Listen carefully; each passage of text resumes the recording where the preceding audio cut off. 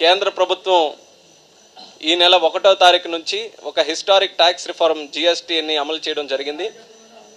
GST విధానం వల్ల ఆంధ్రప్రదేశ్ రాష్ట్రం మీద ఉన్నటువంటి ప్రభావం మీద కూడా పార్లమెంటరీ సమావేశంలో మేము డిస్కస్ చేసాం. ఇప్పటికి సుమారు 10 రోజులు కాబోతుంది కాబట్టి ఇనీషియల్ స్టేజెస్లో ఒక సామాన్యుడి మీద కానీ పేదవాడి మీద కానీ ఏ రకంగా ఎఫెక్ట్ ఉందనేది స్టేట్ ట్యాక్స్ డిపార్ట్మెంట్ వాళ్ళందరితో కూడా మాట్లాడిన తర్వాత ఏవైతే నిత్యావసర వస్తువులు తినే వస్తువులు ఏవైతే ఉన్నాయో పప్పులు కానీ లేకపోతే వెజిటేబుల్స్ కానీ తినడానికి ఉన్నటువంటి వస్తువులన్నిటి మీద 0% ట్యాక్స్ ఉండడం వల్ల వాళ్ళకి ఇనీషియల్గా జిఎస్టీ తాలూకా ప్రభావం లేకపోయినా సరే కొన్ని ఇండస్ట్రీస్ స్టేట్ పరంగా ఇంపార్టెంట్ ఇండస్ట్రీస్ ఏదైతే గ్రానైట్ కానీ టెక్స్టైల్కి సంబంధించింది కానీ యార్న్కి కానీ అలాగే మన టీటీడీకి సంబంధించి ఏదైతే ఇష్యూ జిఎస్టీ ఉందో ఇవన్నీ కూడా కొన్ని ఇష్యూస్ జిఎస్టీ పరంగా ఉన్నాయనేది చెప్పడం జరిగింది. దీన్ని కూడా కొంచెం సీరియస్గా మేము తీసుకుని ఒక ఎన్డీఏలో భాగస్వామిగా ఉండి జిఎస్టీని అమలు చేయడానికి సపోర్ట్ చేసినప్పటికీ కూడా సామాన్యుడికి కానీ పేదవాడికి కానీ కన్జ్యూమర్కి ఎటువంటి ఇబ్బందులు జిఎస్టీ వల్ల ఉన్నా సరే ఆంధ్రప్రదేశ్ రాష్ట్ర ప్రభుత్వానికి ఖజానా కూడా ఏమైనా ఉన్నా ఖచ్చితంగా మేము పార్లమెంటు సమావేశాల్లో వేదికగా తీసుకొని వాటన్నిటిని కూడా లేవనెత్తి వాటి సమస్యలు పరిష్కరించడం కోసం ఖచ్చితంగా మేమందరం కూడా పోరాడతాం అనేది కూడా సమావేశంలో నిర్ణయించడం జరిగింది. మరి అంతేకాకుండా ఉత్తరాంధ్రకి సంబంధించి ఎంతో ముఖ్యమైనటువంటిది రైల్వే జోన్. మేము ఎలక్షన్లో తిరిగినప్పుడు కానీ ఎలక్షన్ ఎన్నికలు అయిన తర్వాత కూడా ఎన్నో సందర్భాల్లో పార్లమెంట్లో కూడా మాకు ఎప్పుడు అవకాశం వచ్చినా సరే మాకు రైల్వే జోన్ అనేటటువంటి ఖచ్చితంగా విశాఖపట్నం హెడ్ క్వార్టర్స్లో, ఎందుకనంటే దాని మీద కూడా అనేక రకాలైనటువంటి అనుమానాలు వ్యక్తపరిచారు విజయవాడనో ఏదనో, కానీ ఎక్కడ అటువంటి అనుమానాలు ఏవి లేకుండా సీఎం గారు మరొకసారి క్లారిటీ ఇచ్చారు. విశాఖపట్నంలోనే మనం ఖచ్చితంగా రైల్వే జోన్ అనేది ఏర్పాటు చేసుకోవాలి. ఎంపీలుగా మీరందరూ కూడా వస్తున్నటువంటి సమావేశాల్లో మరింత ఒత్తిడి తీసుకొని వచ్చి దీని మీద కూడా పోరాడండి అని ఆయన కూడా మాకు డైరెక్షన్ ఇవ్వడం జరిగింది.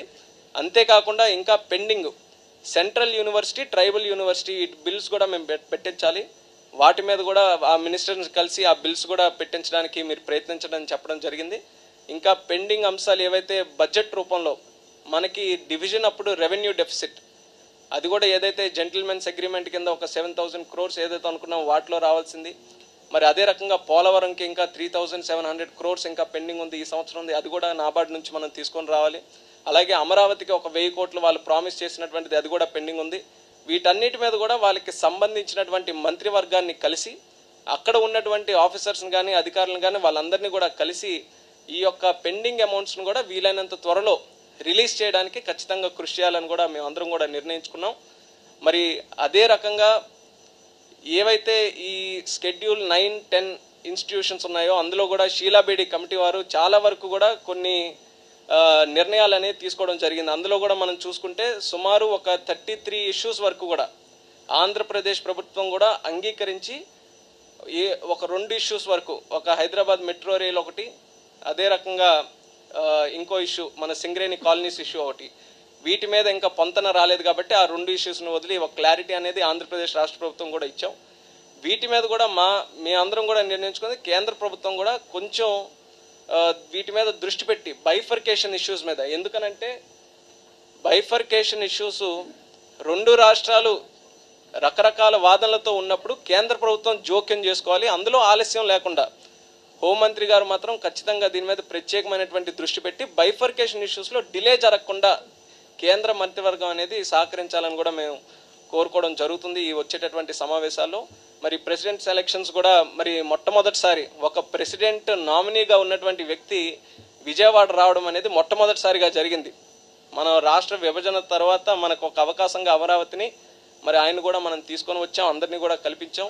మరి ఒక చక్కనైనటువంటి వాతావరణం కల్పిస్తుంది. ఖచ్చితంగా రామ్నాథ్ కోవింద్ గారు మనకి రాబోయేటటువంటి రోజుల్లో రాష్ట్రపతిగా ఈ భారతదేశానికి అవుతారన్నటువంటి సంకేతం అనేది ఖచ్చితంగా మా ఎన్డీఏ వర్గంలో కానీ అన్ని వర్గాల్లో కూడా ఈరోజు కనిపిస్తుంది. వాటి మీద కూడా ప్రధానమంత్రి గారు ఎన్డీఏ ప్రభుత్వం ప్రత్యేకమైన సమావేశం ఢిల్లీలో 16వ తేదీన ఎన్డీఏ సభ్యులందరితో కూడా పెట్టడం జరిగింది. వాటిని కూడా మేము అటెండ్ అవుతాం.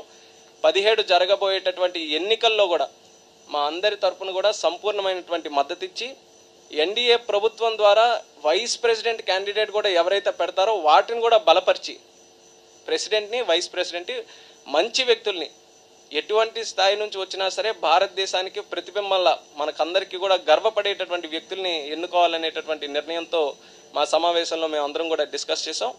మరి వచ్చేటటువంటి పార్లమెంట్ సమావేశాల్లో 17 నుంచి ఆగస్టు 11 వరకు ఉన్నాయి.